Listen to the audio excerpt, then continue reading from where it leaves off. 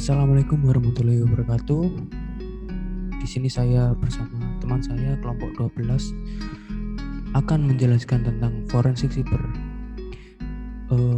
Video kali ini guna untuk memenuhi UTS pengantar akuntansi forensik. Langsung saja saya akan menjelaskan tentang forensik siber dan teman saya. Untuk yang pertama adalah apa sih itu forensik siber? Forensik siber melibatkan penangkapan yang efektif, pelestarian, identifikasi, ekstraksi, analisis, dan dokumentasi data dan peristiwa digital. Salah satu cara untuk melihat proses forensik siber adalah seperti jenis penyelidikan forensik lainnya.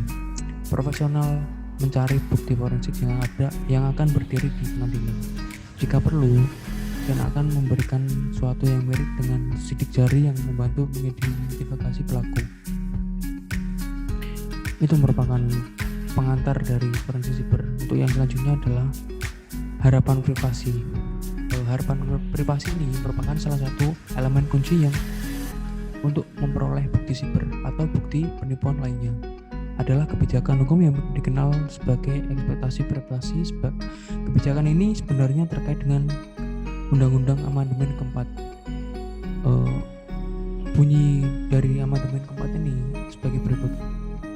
Hak masyarakat untuk mendapatkan keamanan atas diri, rumah, surat-surat, dan akibat dari penggeledahan dan penyitaan yang tidak wajar tidak boleh dilanggar, dan tidak ada surat perintah yang dikeluarkan tapi atas alasan yang mungkin didukung oleh sumpah dan penegasan, dan secara khusus menjelaskan tempat untuk digeledah dan orang atau benda yang akan disita.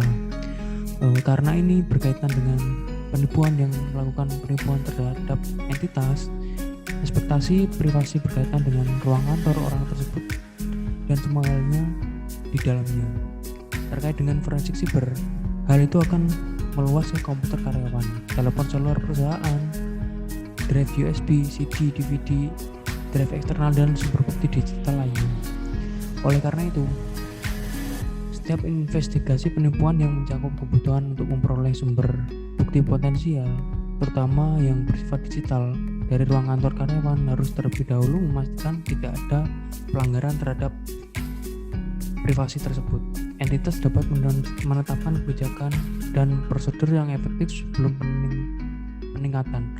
Setelah kebijakan dan prosedur penipuan yang sesuai telah dikembangkan, yang mencakup pernyataan eksplisit bahwa karyawan harus mengharapkan privasi atas hal-hal tertentu di ruang kantor mereka atau pada orang mereka, entitas harus meminta semua karyawan membaca dan menandatangani untuk secara resmi mengakui kesediaan mereka untuk mematuhinya. Tetapi penetapan kebijakan dan prosedur yang tepat, termasuk tanda tangan karyawan, mungkin tidak cukup jika diperlukan bukti dari ruang kerja tersangka. Untuk yang selanjutnya adalah jenis investigasi. Jenis investigasi ini terdiri dari dua jenis investigasi. Yang pertama, investigasi publik. Investigasi publik ini melibatkan potensi pelanggaran hukum yang berpotensi menimbulkan tuntutan pidana. Karena berpotensi penuntutan pidana, termasuk undang-undang dan acara peradilan pidana yang menyertainya, penyidikan perlu dilakukan dengan cara yang sesuai dengan persyaratan dan prosedur hukum. Misalnya, bukti forensik siber perlu menangani pelanggaran hukum dan persyaratan hukum untuk membuktikan tindak pidana tersebut. Karena acara tersebut akan menjadi publik, korban perlu mempertimbangkan dampak publisitas acara tersebut. Penyidikan perlu memahami batasan penjagaan bukti, ekspektasi privasi, dan masalah kritis lainnya dalam penyidikan publik. Dengan pertimbangan ekspektasi privasi, untuk penyelidikan publik kuncinya di sini adalah perlunya surat penggeledahan. Karena ini merupakan pemberitaan pelanggaran hukum pidana. Dan karena hak amandemen keempat yang saya bacakan pertama tadi, surat perintah penggeledahan harus diperoleh sebelum pihak berwenang mulai menangkap bukti. Artinya, melewatkan langkah ini dapat mengakibatkan pelanggaran terhadap hak amandemen keempat tersangka dan menyebabkan bukti bukti potensial tidak diizinkan oleh pengadilan. Mungkin sumber terbaik untuk memahami cara memperoleh bukti siber dengan benar dalam penipuan adalah dalam Undang-Undang Departemen Kehakiman AS tentang pencarian dan penyitaan bukti siber. Selain kebutuhan untuk memahami undang-undang federal dan aturan hukum pembuktian, ada juga komunikasi perbedaan dan konsep kriminal negara bagian dalam mendefinisikan kejahatan siber. Misalnya perusahaan korban yang beroperasi di banyak negara bagian harus menentukan hukum pidana negara bagian mana yang berlaku dan batasan atau kebutuhan hukum khusus negara bagian apa yang berlaku untuk kasus ini. Hal yang sama berlaku untuk proses hukum secara umum. Proses hukum bergantung pada kebiasaan lokal negara bagian, standar legislatif dan aturan pembuktian. Untuk jenis investigasi kedua yaitu investigasi pribadi. Penyelidikan pribadi berbeda dengan penyelidikan publik. Oleh karena itu, penyelidikan forensik siber harus memahami batasan dan persyaratan penyelidikan bukti, ekspektasi privasi dan legitimasi berikutnya, serta masalah lain penyidikan pribadi. Dalam investigasi pribadi, penyidikan tidak diatur langsung oleh hak amandemen keempat. Tetapi dalam kasus penipuan, seorang harus berhati-hati dalam melakukan investigasi tanpa mengindahkan ekspektasi privasi karena penipuan merupakan salah satu investigasi pribadi yang merupakan kejahatan. Tipe pribadi biasanya melibatkan potensi pelanggaran atau perselisihan mengenai kebijakan dan prosedur entitas atau kejahatan seperti penipuan. Investigasi pribadi dapat menjadi publik karena keadaan atau bukti yang berkembang selama investigasi. Korban dapat memutuskan untuk mengajukan tuntutan pidana atau perdata selama atau setelah proses investigasi penipuan tersebut selesai. Untuk selanjutnya akan disambung oleh teman saya. Berdata digital. Penipu biasanya akan menyembunyikan data tersebut dengan berbagai cara. Misalnya memindahkannya dari sistem organisasi ke komputer pribadi, atau biasanya mereka akan menempatkannya di perangkat portable yang dapat dilepas. Spesialis cyber forensik terbiasa dengan berbagai penyimpanan perangkat yang berbeda tersebut. Perangkat tersebut terdiri dari komputer kantor, komputer rumah, laptop, server jaringan, DVD, flash disk, memori printer, akun email, ponsel, dan berbagai penyimpanan perangkat lainnya. Data cyber. Data cyber terdiri dari 3. Yang pertama, data digital yang dapat diekstrak. Data digital yang dapat diekstrak merupakan data yang tidak dapat dilihat langsung oleh mata telanjang, tetapi kita dapat melihatnya dengan menggunakan teknologi yang tepat. Misalnya, data digital yang disimpan di spreadsheet Excel pada hard drive tidak akan terlihat jelas oleh mata. Namun, jika seseorang menggunakan versi Excel yang benar sekaligus dapat mengakses data digital, maka data tersebut akan terlihat jelas oleh mata. Data digital yang dapat diekstrak kemudian harus mengetahui teknik untuk menemukan dan mengubahnya menjadi data dan informasi yang kemudian bisa diamati. 2. Ada metadata. Metadata dapat didefinisikan sebagai data tentang data atau informasi tentang informasi. Metadata umumnya disimpan oleh aplikasi atau pengembang dan merupakan sumber potensial dari informasi atau bukti berharga.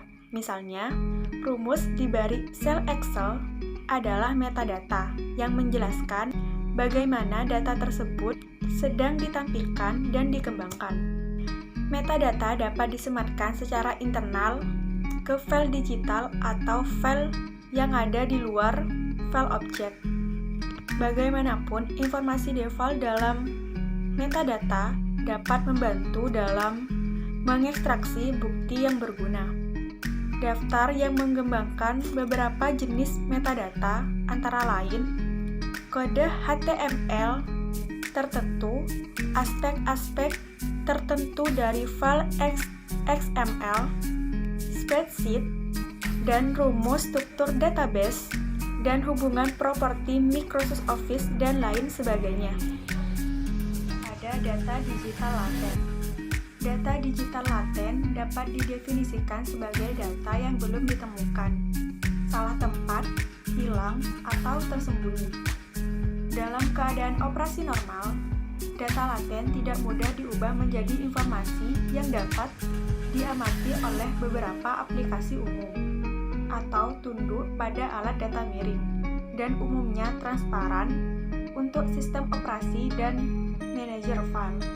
Dibutuhkan pengetahuan dunia maya, alat, dan teknik khusus untuk menemukan dan mengekstrak jenis data dunia maya ini. Data laten mencakup data digital pada hard drive yang tidak dapat diakses oleh aplikasi atau terlihat oleh sistem operasi. Contoh jenis data laten ini meliputi file yang dihapus, slash space data RAM, file sementara, ruang yang tidak digunakan, file pertukaran Windows, dan lain sebagainya.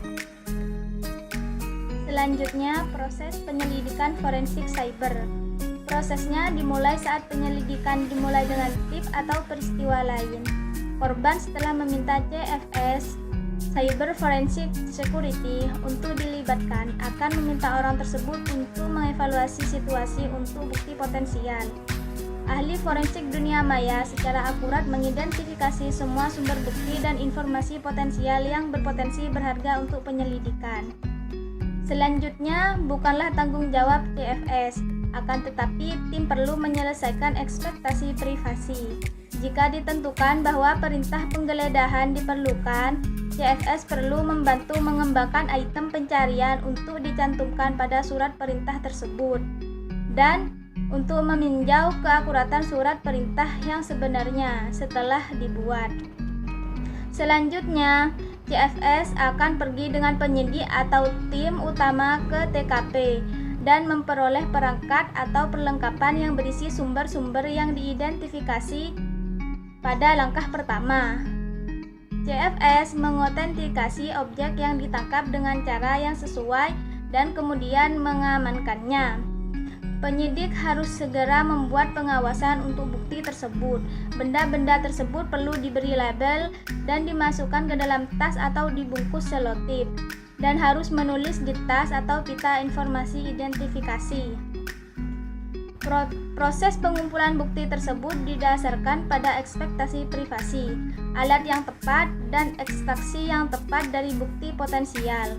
Proses ini juga dipengaruhi oleh fakta bahwa banyak, jika tidak semua, bukti cyber kurang lebih tidak terlihat dan dijaga oleh pelaku yang berusaha keras untuk merahasiakannya.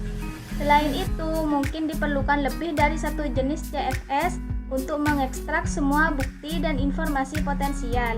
Semua kasus penipuan setidaknya harus mempertimbangkan kemungkinan bukti cyber atau digital dan nilai potensial yang dapat dibawa ke kasus tersebut.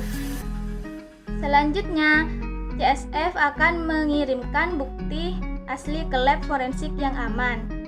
CFS tidak dapat melakukan tes atau prosedur pada objek asli, sehingga CFS membuat salinan aslinya tanpa merusak atau mengubah aslinya. CFS mengambil dokumen asli satu persatu dan membuat kopi pekerjaan dari mana pengujian akan dilakukan. CFF juga mendokumentasikan proses tersebut pada formulir lacak atau hard drive. Sedikit perangkat lunak streaming diperlukan untuk memastikan kopi pekerjaan adalah file tepat replika asli karena bukti digital laten yang tidak dapat disalin dengan prosedur penyalinan normal. Selama proses ini, CFS perlu mengotentikasi salinan sebagai replika yang tepat sebelum melakukan tes apapun.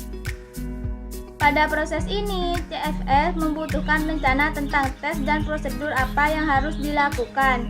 Jika rencana itu tidak dibuat sebelumnya, maka harus dibuat secara resmi didokumentasikan pada langkah ini, termasuk tes, alat, teknik, dan tujuan. Kemudian CFS menjalankan rencana tersebut menggunakan alat yang sesuai dan mendokumentasikan setiap bukti yang diekstraksi.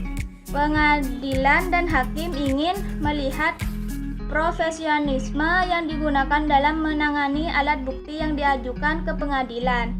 Sebagian dari itu akan menjadi bukti bahwa pakar tersebut menggunakan prosedur formal seperti daftar periksa dan praktek terbaik standar industri dalam mengekstraksi dan menangani data dan menganalisis data seperti yang dilakukan pengadilan dengan pakar penilaian dan pakar lainnya. Akhirnya, CFS mengambil analisis dan kesimpulan dan mengubah data digital menjadi objek yang dapat digunakan dan efektif untuk penyidik utama, pengacara, dan terutama untuk pengadilan jika berlaku, yaitu hakim. CFS dapat dipanggil untuk menjadi saksi fakta atau ahli jika persidangan diperlukan. Selanjutnya, varietas spesialis dalam forensik cyber. Cyber forensik sebenarnya punya berbagai spesialis di dalamnya, memiliki setidaknya 3 spesialis yang berbeda yang digunakannya, seperti spesialis pengumpulan bukti digital, yaitu menyita dan melestarikan bukti digital, dan yang kedua yaitu penyidik komputer, yaitu bagian internet, jaringan, pelacakan komunikasi komputer, dan yang terakhir pemeriksaan forensik komputer, yaitu mengekstrak data untuk